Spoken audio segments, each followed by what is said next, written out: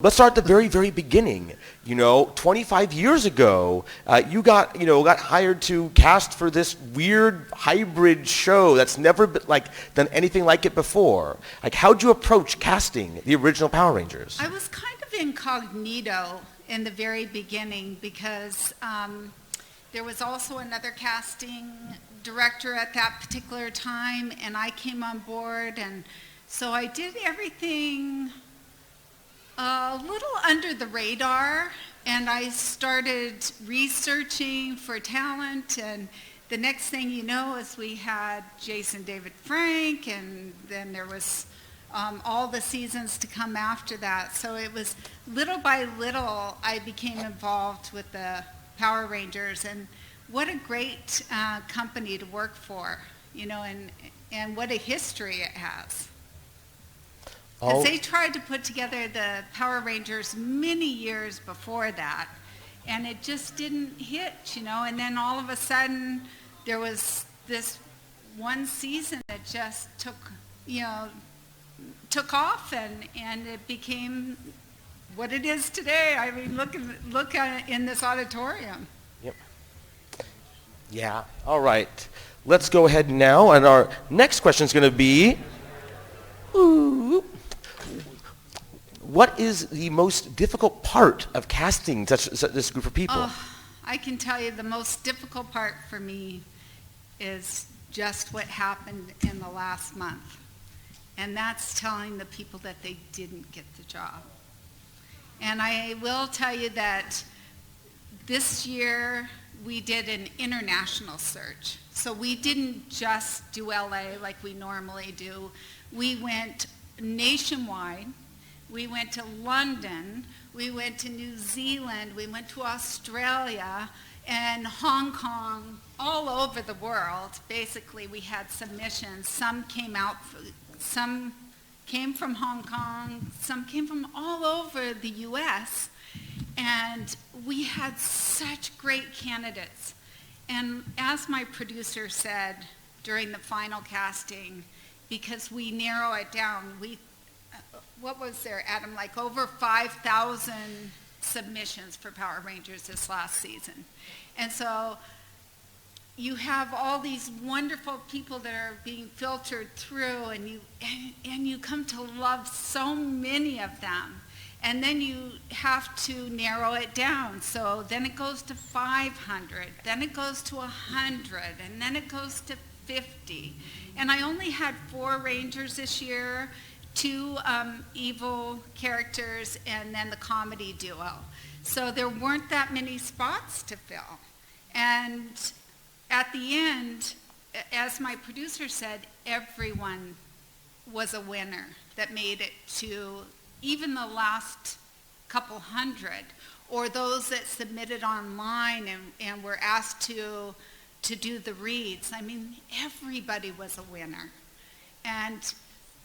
But it just all boils down to those last, the group that you have to put together who might be, this one might be the right size, this one might be the right color, this one might have the right personality, this one might have the physical abilities. So you have all this combination that you have to put together. And it really is difficult when it comes to the end, because what we do is we take all those headshots and everybody that came in, and we look at the videos over and over and over again, and we put them all on the floor, and we go, here's one group, here's one group, here's one group, and you narrow it down that way. And so the hardest part of my job is to tell those additional people that they didn't make it to actually be a Ranger. But I think they should be so incredibly proud of themselves to have made it as far as they did, because it's really an accomplishment when you see the significance of how many people we actually auditioned. Well, I know one thing. Some people, at least once I know, at least someone who get passed once, tried again later and made it on the show. Absolutely. I cannot tell you how many times that's happened, and especially with Peter Sudarso. Now, when Peter came in to read for Jenna and I the first time, he didn't make it. And I kind of, I loved him, and I gave him some tips, and then I said, come, maybe come back next year. Well, next year, he brought his brother, and his brother booked the role. So he called me up, Peter called me up and said, can I bring my brother to the casting? I said, sure, go ahead, bring him in. Well, he booked the role. So, unfortunately, he came back again, and then Peter booked the role. So that was great. Yeah, it was just awesome. And you didn't tell the brother, you didn't tell Peter. No. Until Morphicon 2 years ago, right? That's correct. When he showed up to meet the new Rangers, he thought his brother was going to introduce him, and his brother introduced him as the new Blue Ranger, right? Yeah, that's correct. That was a great experience because we kept it from Yoshi, the older brother. We kept it from him, and then he opened the envelope and it said Peter. So it was great. Yoshi is backstage, and Peter why didn't you tell me? It is the greatest, hilarious thing. I got to walk in on accidentally checking out one of the actors, Yeah, they were crying, and it was a beautiful moment, definitely. So, like I said, one of the things we've been proud of about Power Morphicon these past few years has been the reveals. So. I love these reveals. It's so exciting, and what's so wonderful is that these kids who've been auditioning for months, because we started. How many months did we go? 8 months? We basically started the process in February this year and didn't finish until right around the end of June. Yeah. And auditioning the entire time. Yes. So it's, what was the question? I'm well, sorry. I was just asking how wonderful it is that you guys do this. Oh, yeah, with the reveal. I will tell you that, these kids have no idea what it is to be a Power Ranger, and the significance and the fans and the wonderful things that they can do. And I love how involved they get. They go to hospitals, and they really take their job seriously. And it's heartwarming to me when they take this position and they take these roles and they really figure out what a great thing that they're doing, not only in their acting, not only being on the show, but what they give to our society, and it's really beautiful. Yeah, so one thing I've been hearing a lot lately has been people, even in the hotel yesterday, were like, man, I auditioned 25 years ago, but then I overslept and missed a callback. So I know you have a list, and I think you have photos. Who are the people who we might know today who didn't make the cut for being Power Rangers that we might know today? James Franco James Franco was probably one of my favorite talent that used to come in and read for me, and I'll tell you why. That guy never gave up. I could call him on Monday morning and say, I have an audition this afternoon if you can make it. He'd put himself together, he would learn the lines, and he would come and audition for me any time at the drop of a hat if he didn't have another audition. And that was really, really amazing to me. So when he really made it in this business, I wasn't surprised, because he had it in him just to keep going until it came to fruition for him. It was wonderful. The other one is... you had a little redhead that you flew out. Yeah, my darling Amy Adams. So Amy Adams sent me, I think it was through her brother, if I'm not mistaken, and I still have the audition tape. Ron's been trying to get me to get it out of my garage. Well, I just wanted her to show it. I think an Amy Adams audition for Pink Ranger would have been amazing to see. Right? And she was a ballet dancer, and I recently saw her on a talk show late at night, and she talked about her ballet and how her daughter's doing that right now. And when I brought her out, she had auditioned, but she also sent me a ballet tape. So it was great to have her audition, and I loved her. And we brought her out, and then she met with a big Hollywood agent, and she decided to work with Leonardo DiCaprio.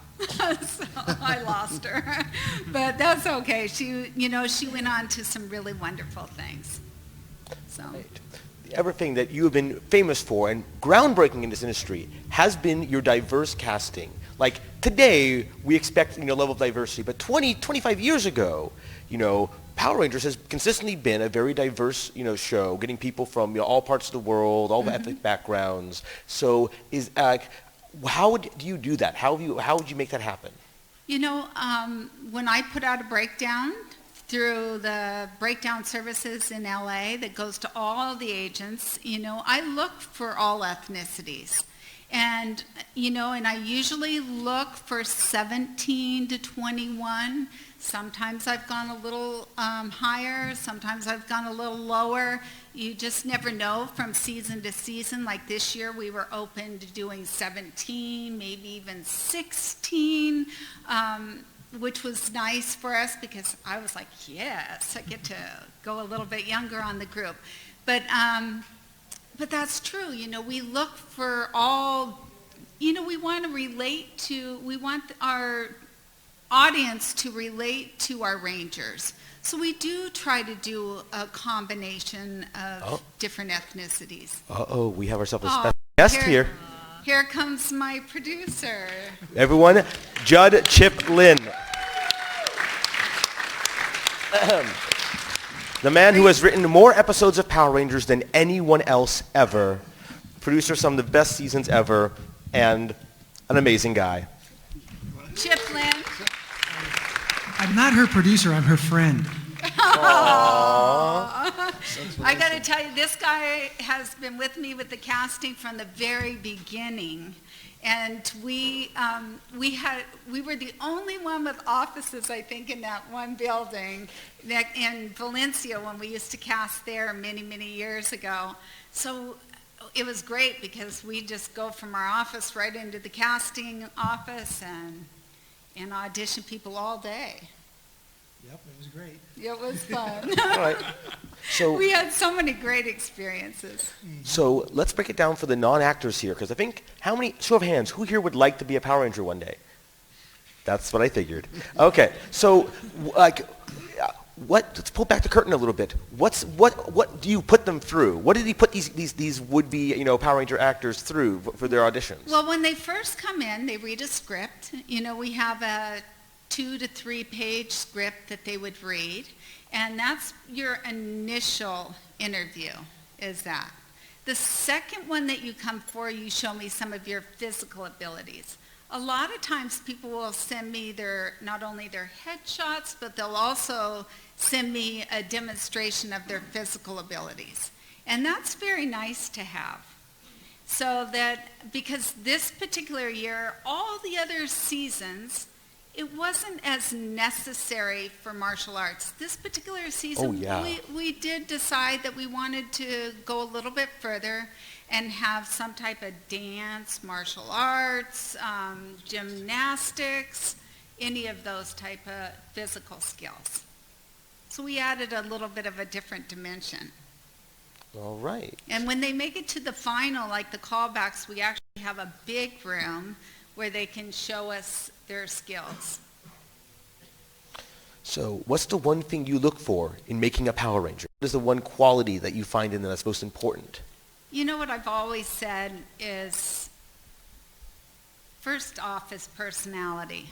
You look for somebody that has that charisma, can get along with a crew, who can withstand the long hours, who's willing to move to New Zealand. All of that combination will really work well for me.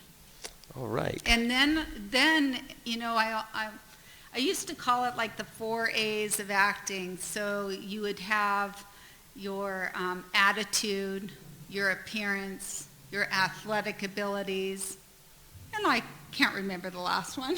Acting? Acting? Acting? Cute ass. No. But, yeah. So they have to have nice features, yes. Yes. Have you ever had to turn someone down for being too tall or too short to mount? Oh, absolutely. A lot of times, you come across this great actor or actress, and then they make it down to the finals, and one might be 6 foot tall and the other one might be 5'2", and it would be so difficult to film in that realm that you end up going with somebody different. So it might be that you're the best actor that walked through the door, but you might not have received the role because of your height. And you have to be a certain height when you morph. It thrilled me a few years ago when we had this Brittany, remember? Oh, yeah. We had little Brittany, and she was like 5'4", and or maybe 4 foot something. That's right. She was really tiny anyway. And when I opened her headshot, I go, oh my gosh! Or when I got it in the mail, I'm sitting at home and I'm looking at it, I'm going, she'll be the perfect ranger. She's so adorable. But I was going, oh, and I looked at her height. I think it was like 4 something, and I said, oh, she's too short. But then that year, we needed a short ranger because when they morphed to look like, the other rangers, and it just fit perfect. So she ended up booking the job, which is great. All right. So I would go into now and start people lining up over here with questions. I know a bunch of you have questions. As I said, you cannot, please, no dropping off headshots or resumes right now. They have finished casting for the year, so, but advice for future is acceptable, all right? 2 years. Well, yes, unfortunately. I wish we went back to do a new one every year, but alas. Okay, so first off, I wanted to ask you about Nico Greetham and how is it like to cast him, and whether you'd like to cast others so you think you can dance alumni in the future. And this also leads to the next question. Okay. What happened with Chan Simpson? Like, what happened? He was at Morphicon 2 years ago, and then he suddenly dropped, and then Nico's there. Nico from So You Think You Can Dance. Like, I don't get it. Well, sometimes with Power Rangers, they morph away, and then we end up replacing them, and they end up with this Nico, and who ended up being, I think, the perfect ranger for the job. And would you cast other So You Think You Can Dance alumni as rangers in future seasons? Oh, absolutely. We love dancers. Oh, yeah. Are you watching the latest season that's airing right now? Yes. Okay. Thank you. You're welcome. Thank you. Thank you. So you've talked a little bit about the special process in terms of casting Beast Morphers. Tell us a little bit about the new cast we'll get to meet next year. Oh my gosh. Did you have a chance to see them today? Right. Oh, they're just a wonderful group of kids. And I also look for nice personalities, like I said, that would fit into what we call the Power Ranger family. And I think that these kids really fit into the family. They're just a really delightful group. All right. Look forward to seeing it. Iris, can I say a quick thing? Sure. So if you guys have seen Jason David Frake's booth, if you want to get a chance to actually meet the new Rangers, they're actually... I'm sorry, not the new Rangers, the Ninja Steel. Oh, the Ninja Steel. Okay. So, the new team is kind of floating around if you get a chance to meet them. They are very approachable and very kind people, and we're really excited for you guys to see what happens in a year with what they do. Please be kind to them. Yeah. Please be kind to them. My question is for Iris and Chip. I'm an aspiring actor. I am honestly wondering what sort of movements, what sort of abilities do you generally look for? You had said dance was something. You had said obviously martial arts. What sort of other things would you say would catch your eye? I think mainly dance, gymnastics, martial arts, anything that shows that you're flexible and able to do we have stuntmen that do a lot of the martial arts sequences. However, you still have to be able to look like you can do martial arts. So we want somebody that is flexible and able, to look like they can do those things. And so for that reason alone, I would say enroll in a class, do a gymnastics class, dance class, anything like that, and just stick with it. Go a couple times a week. It improves your chances when you audition. Chip, do you have anything else you want to add to that? No, that's right. Okay. Thank you very much. Thank you.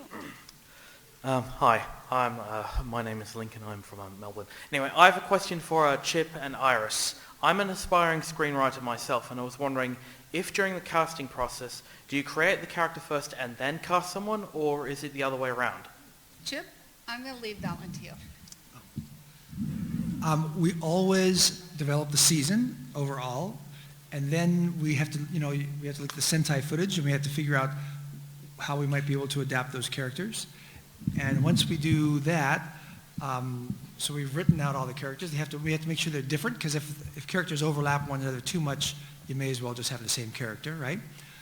So we try to develop, this season we have 5 Rangers, one's a robot, so we have these 4 people that we know we have to cast.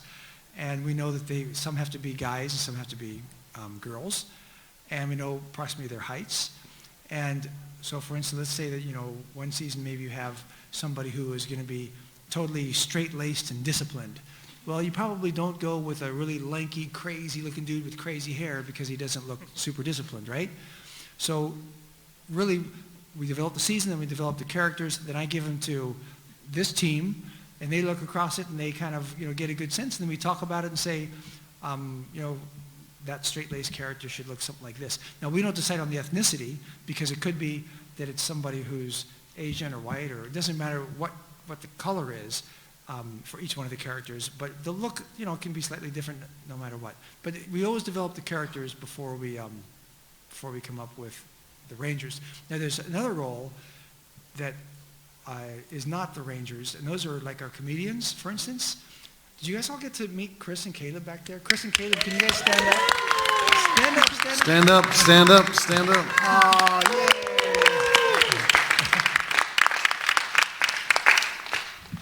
So for those guys, we don't really develop much of a character. I simply say to this team, please find somebody funny. And then it's true. And because comedy is very hard. Finding rangers is tough, but finding comedians is even tougher. And so to find somebody who has good timing, and then find another person who has good timing, then they also have to have an interesting look, and then they have to be able to work together. Now the guys we found with these guys, of course they have no look whatsoever, but at least they could do it well together. So, but for Rangers, exactly what you said. We always come up with a character first before we cast it. Thank you very much for your time, Mr. Lin. You're welcome. Hello. Oh, Chip, you didn't read my script yet? No, I'm just kidding. I'm kidding. So my question is for you and Iris. As we discussed, Power Rangers is always going like diverse, breaking boundaries and things like that.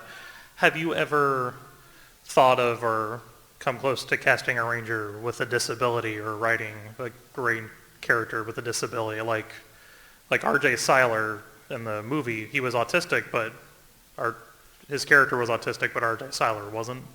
So has that ever been considered, or came close? I would never discount anyone when it comes to casting. Of course, with the Rangers, there are those physical abilities, so that can be a little tough, but some of the other roles that we have available, of course, anything would go for me, definitely. Correct? Yep.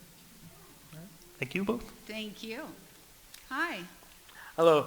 My question was about, obviously, when you first moved to LA, and you're just like, oh, I'm going to audition for Rangers, and then it's a while, and you start getting older, and then you realize you're kind of out of that bracket. My question was with Beast Morphers, one of the Rangers is a robot, so I was wondering how far do you guys go into casting actual Rangers versus voices, or like a Monster of the Day, or someplace where a voice or an act or a sound is key to your character, and it's something you can bring regardless of your age. Right. So as far as the voice casting, I do not do the voice casting now that they've moved to New Zealand. Got it. And Chip, do they do that all in-house there? Yeah, so with any of the characters that are in costume, so you're referring to, right, the Silver Ranger this year. Correct. Right, he's a robot. Then there's also the buddy bots. Right. 2 of the 3 buddy bots are going to be like man-sized, and the other one's a robot, right? The rabbit. Okay, so we have these characters. If you guys remember in Dino Charge, we had a character named Keeper. Do you guys remember Keeper with the red robe? So I remember originally I thought that maybe Keeper should be very, very small, so we tried to cast a small person, little person, right? And that was when I realized, oh my gosh, acting inside of a suit. Now you guys don't know it, but the original years when we used to do Power Rangers was very low budget, and I had to wear lots of Ranger costumes. Wow. And I was Goldar several times because That's we just awesome. didn't have the money so if somebody didn't show up, then somebody from the production office would go down and have to be that character. That's great. Right. But then, of course, we got spoiled when we brought in these Japanese people who they do the Sentai show in Japan. They come and they work with us, and they're beyond phenomenal.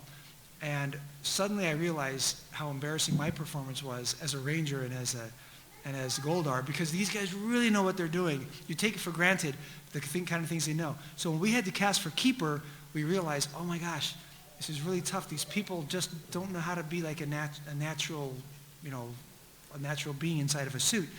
The Japanese knew how to do it, and we brought them in, and they worked with us to train somebody who we could cast as Keeper, and it's going to be the same way this year. The robot is a Ranger and has to fight.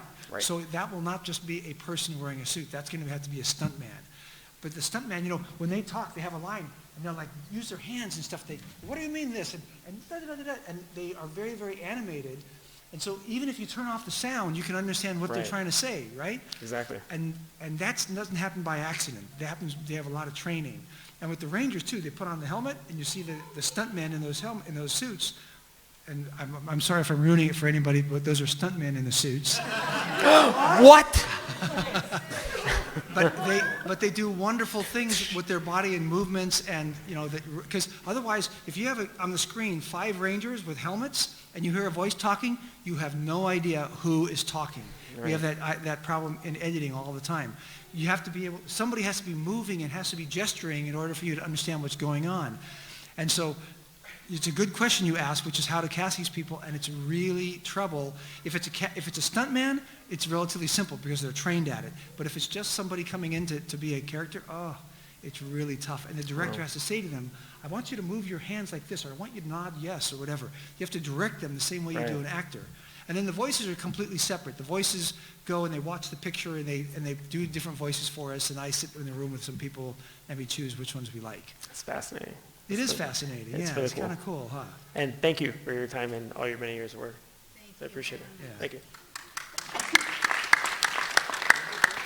Hi guys, my name is Austin. I really just wanted to say thank you because this February I did see the open audition with that, and thanks to that I actually started getting in shape. I started relearning my Taekwondo since I'm a black belt in that.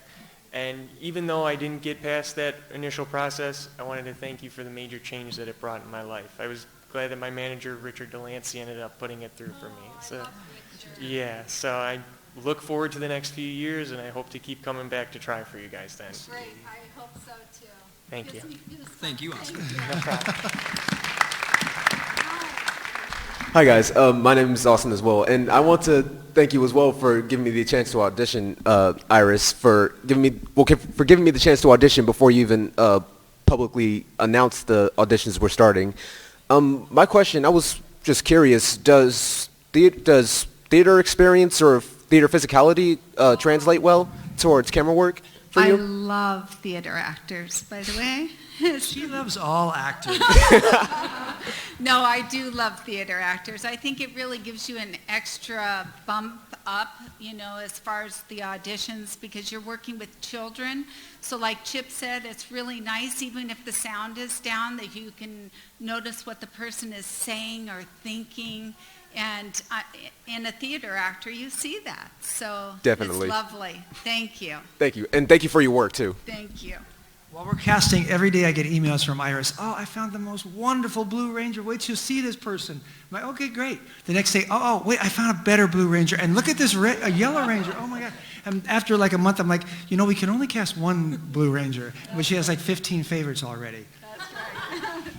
That is true. How's it going so far? Great. Great to hear.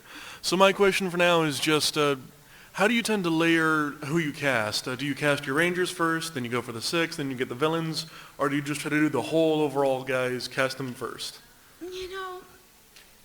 It's more layered.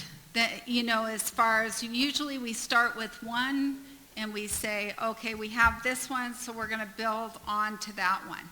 And it's a process. And like I said, we have several different scenarios. We might have 5 different groups that we love. And then we take them to Hayam Saban and present them. And then in the end, there's just that decision made. But usually we do the grouping. Righto, so you try to group your Rangers, group your villains, or just do, the entire cast, the whole kit and caboodle? The entire. Righto. Yeah, together. All right then, thank you very much. You're welcome. And he showed me a demonstration of his stunt work earlier. It was great. You're too kind, thank you. Thank you. Hopefully sometime we can show you some more. Thank you. Woo!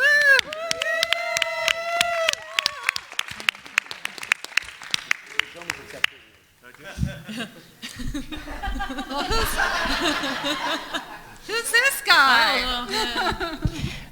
I'm just going to make this about you guys. I just want to personally thank you for the life-changing experience that you allowed me to go through. Not only me, my entire family, my friends, my colleagues, and this has just been the most life-changing.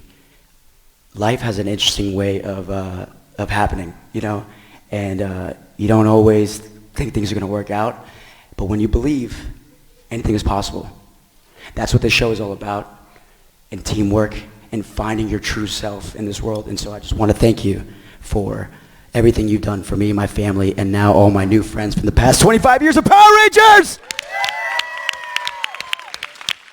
And so my question to you is, Iris, if you could be any Ranger in the world, what color would you be? Well, I was actually, instead of a ranger, I was supposed to be the Pink Ranger's mother, which would have made me... Which means my wife. Yes, wife. You remember that? She looks so much like Allison, who played my daughter, the Pink Ranger, that we were really, really pushing for Iris to make an appearance to, because so many people have asked me, what happened to the mother? What happened? And I was like, well, we tried. Yeah, we tried.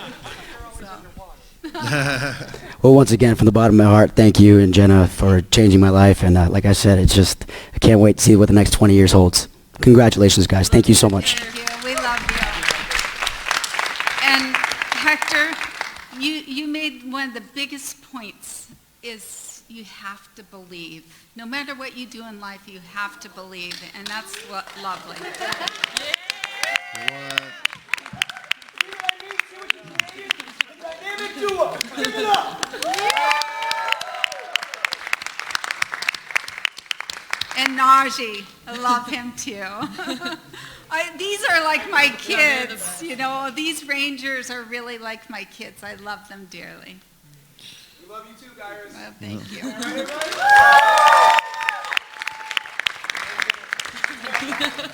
And this young lady here is Anne-Marie, and she was our princess many years ago. And I got to tell you, she's just as beautiful as when she first started. Oh, thank you. Thank you. Thank you. Well, someone asked what I would be doing this afternoon, and I said, there is no place in this world I would rather be at 5 o'clock than right here in this room. Get emotional. But I did have a question. Sure. And for everyone, like they've been talking about, to never give up and follow your dreams. When Iris mentioned earlier about the age range, 17 to 22, I worked on the show when I was 32 years old, and no one knew that, but I played, my age range was 17 to 22. So if I wouldn't have thought outside the box, I would never have auditioned. But I never gave up, and I was following my dream to audition for a show like this, and thankfully I was eventually cast. But my question is, because many people ask me, when I first auditioned, I auditioned for the Yellow Ranger, Yes. and then for Toxica, and then back for the Yellow Ranger, and for about 6 months. And then I was finally cast as the princess, which I had never auditioned for. So if you could help us, now that I'm in casting, help to understand that if you see someone you like them, they might not be right for a certain spot, for a certain member, but you don't forget them, and that eventually you may be able to find a place for them like you did. Absolutely. For me, thankfully. Yes, and I'm so fortunate. We're so fortunate to have had you, by the way. But you know, the one thing is I can't tell you how often that can happen. You know, somebody will send me a headshot, and I'll look at it, and I'll think, wow, this is great, Right. you know. And I'll stick it away, and then something comes up just a few months later. Like I was doing a Chuck Norris movie one time, and there was this one guy I was looking for, and all of a sudden I remembered that I had put a headshot in the drawer of my desk. I pulled it out, sure enough. I called him in, he booked the role, and he spent 3 months down in Puerto Vallarta. So it just goes to show you just never know, and you just got to stick with your dreams. Good. So, Thank you. I love y'all. I love Thank you you. too. Thank you. So now I have to follow that up. Great. So my question is, since you're doing more international casting and going out and about, how beneficial is it to still live in the LA area if you're wanting to be a ranger? Oh, Not as much, more, less? That's a little bit of a tough question, because we did have people fly in from all over Canada, Hong Kong, back east, Texas, you know, from all over. But I'm not going to tell you that it isn't a benefit, because I love to have you come in person and audition. Now, I had a great screener this year. Jenna would go through all the submissions that were online from across the country. Then if she liked them, she would send them to me, and then I would view them, and if I approved them, then we'd ask them to do an audition, submit an audition to us, and then at the end, if they could come to see us in LA if they were approved. Rory was out of town. Rory was out of town, our new ranger. Jasmine is from Reno. Yeah, Jasmine was from Reno. So I think maybe a combination of both, but you know, as long as you can make it to the finals, cool. Thank you. Thank you. I was just wondering what the process was for casting roles such as the mentors, the non-comedy supporting cast, and if anyone could answer that, I'd very much appreciate it. Well, a lot of the cast that is supporting is done in New Zealand, correct?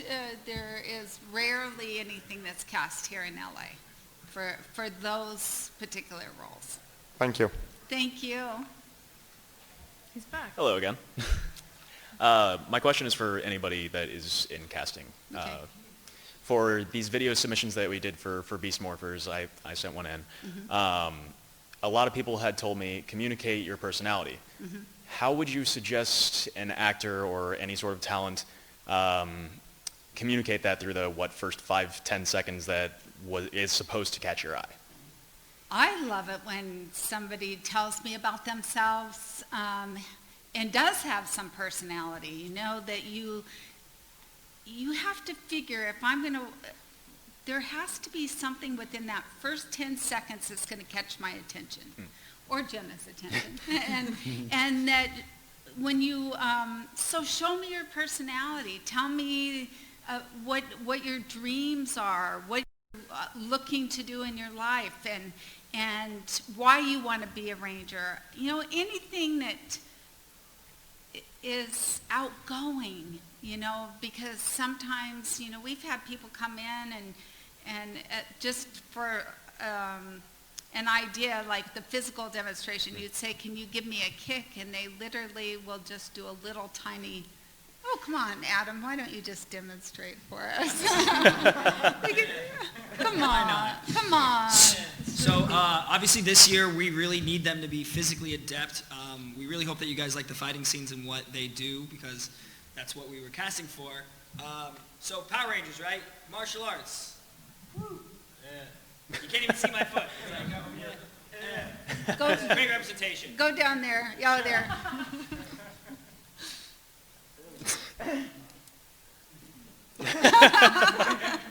So that's the other thing too. You know what you're going out for. If you are going to be doing some physical skills, make sure you practice a routine.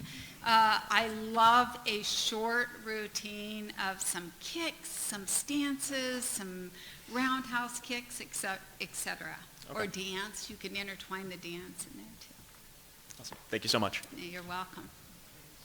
Hi. Hello. How you doing? Okay. So, before you look at the auditions, do you ever read the scenes and act them out yourself to get an idea of what you're looking for? You know what? I have these two act them out for me, and they do a beautiful job. Yeah, we do have that. We do them in the office quite a bit before we start practicing on the actors. Then perhaps you might be able to audition. What do you say? What's that? Then perhaps you might be able to audition someday. Even? Absolutely. When we write the sides, we take really great care to make sure that it goes kind of through an emotional roller coaster. So maybe somebody starts off and says, you know, hey, you're late. And the other person says, I'm really sorry, but I got held up. And the other person says, but, you know, I told you how important this was. You say, well, but my dog died. Oh, I'm really sorry. You know, so we make sure that there's a roller coaster because we want to see if an actor can go through anger and compassion. And so a good actor will find the transitions that a bad actor won't find. So we can look at it, and even if you're sending us a tape from the moon, we can watch it. Well, if you got to the moon, you have other talents. But let's say you send it from Las Vegas, and we're watching you in a tape, and if you can find those transitions and do something wonderful with the scene, that's pretty darn good. If you're in front of us, we can actually say, you know what? Well, I want you to try it a slightly different way, and then we can direct them. So if you're not in town to go to the audition, you have a little bit of a disadvantage because we can't direct you and see if there's something you can give us. But being able to take sides, which is what a scene is called, sides, right? Being able to take a scene and perform it on tape and make really good choices that allow the scene to be believable is what either gets you a call back or not. And that's what these guys will do, is they watch hundreds of them every day to see which ones look like, do you have the right, maybe the look, the ethnicity, can you perform, can you do a little bit of physical abilities, and then they decide if they're going to actually come into the office. And then if they like you, then I come from New Zealand, and they pick out a couple hundred people for me to watch. And then I go away, and a month later, another group comes, it's only 30 or 40 people. They whittle it down closer and closer. So it's a long process. But everything that we're describing, the physical abilities, their performance, none of this happens by accident. All these people who come and make it as Rangers have tried for years and years and years, and they usually fail.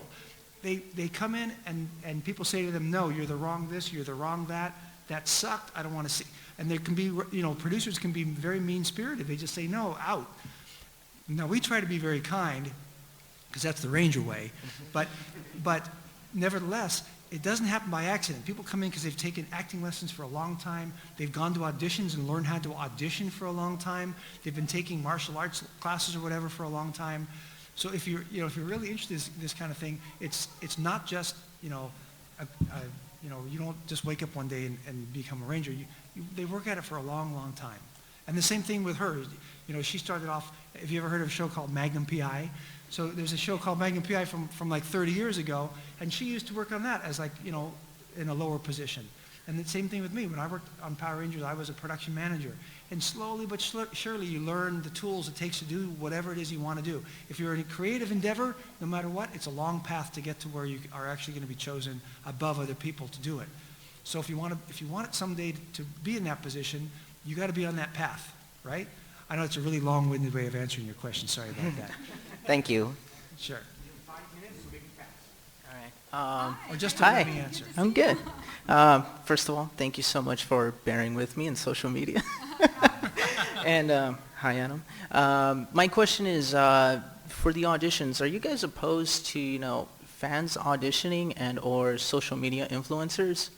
Not at all. You know what?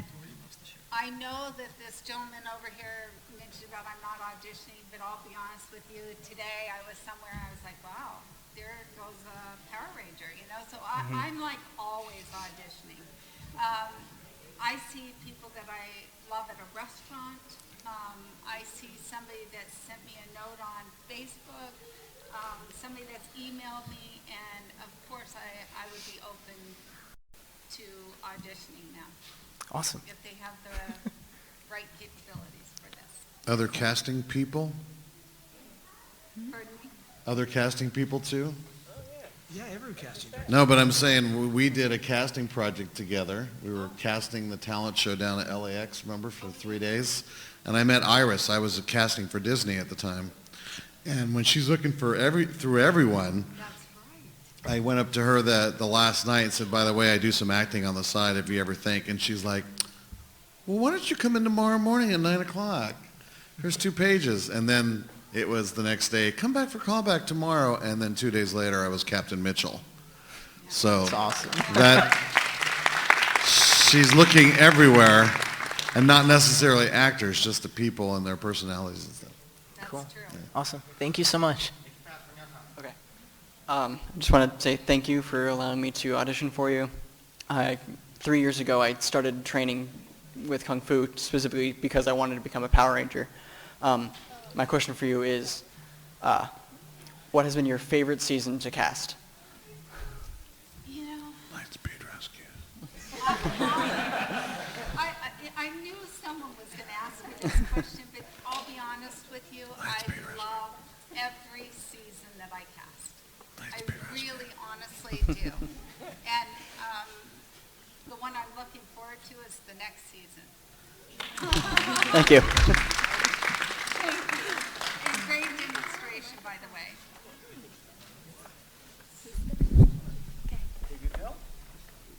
Hi, I want to know, I want to become a Power Ranger when I grow up, but how do I? Oh my gosh, if I could hire you today, I would. So cute. You are adorable, and just keep working with your martial arts, and I think you're going to do a great job. How old are you? 7. We had one that, how old was Blake? I think he was 8 or 9. See, we had an 8 or 9-year-old Ranger. That's true. Can you do martial, do you know any martial arts? Yes. Do you want to come up and show us some? No, you don't have to. It's okay. Can I just do the splits? We would Do love the to splits. see that. Nice. Yeah. All right. And our last question. Oh my gosh. That was awesome. You're awesome. Stick with it. You're going to go places. And Future remember, Ranger, guys. Future Ranger. In Dino Charge, we had a Ranger who was 75, and this coming season we have a Ranger who's going to be very, very young. Well, maybe not a Ranger, but we have a character who's going to be super duper young, maybe like 12 or 13. So you never know when it can happen. Good luck.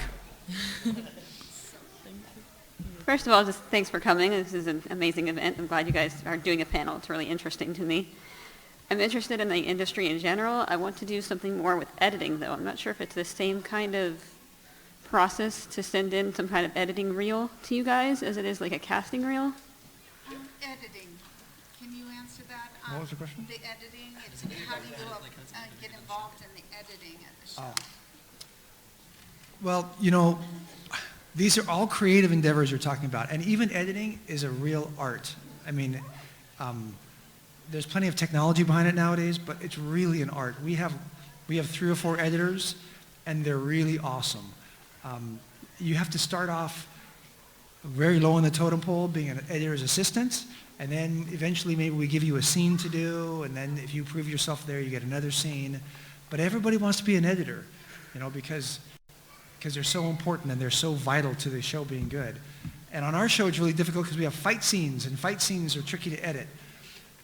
So I would just say that, if you want anybody who wants to be anything, but also an editor, find somebody who will be your mentor, who does it well, and just be willing to beg, borrow, and steal to work for them. When I worked on this show, just before this, I worked for free for a guy, and I said, I'll work for free. And the next show he did, I said, I'll work for free. And I said, no, okay, well, the next show I'll be your assistant, but I want to get paid a little bit. And at that point, pretty much he had no choice but to hire me because I knew all of his contacts and all of his vendors, and he couldn't say no, so I got made a little bit of money in the next show, and eventually I was a production manager for the same person. You have to find your way in, unless you have the right last name, which very few of us do, or you're born as a multi-millionaire or billionaire, which most of us are not.